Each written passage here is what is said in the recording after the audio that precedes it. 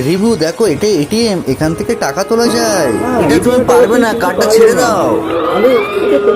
এটা বড়দের কাজ বাবা, তুমি পারবে না।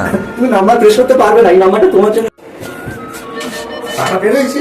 তুমি বড় হলে তারপর পারবে। আর তোমার জন্য একটা ভালো এটিএম বানিয়ে দিলে হবে তো। আইডিয়া, একটা খেলনা এটিএম যদি বানিয়ে দেওয়া হয়।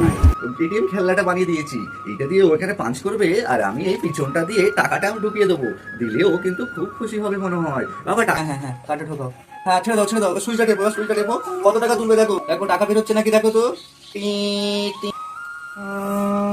টাকা বেরোচ্ছে, টাকা দেখো তো কত টাকা বেরোচ্ছে এটিএম এর সাহায্যে। তুমি খুশি তো? এটিএমটা কি কিনবে ওটা দিয়ে? কি কিনবে? কি কিনবে? কি খেলনা কেনা হবে? এটিএমটা কেমন লাগেছে, কেমন ভালো বানানো হয়েছে? আচ্ছা কোনটা দিয়ে টাকা তুলতে হয় প্রেস করতে? এইগুলো তো ডিজিট, এইটাতে পিন নাম্বার প্রেস করতে হয়, তাই তো? খেলনাটা ভালো লেগেছে এটিএম খেলনা।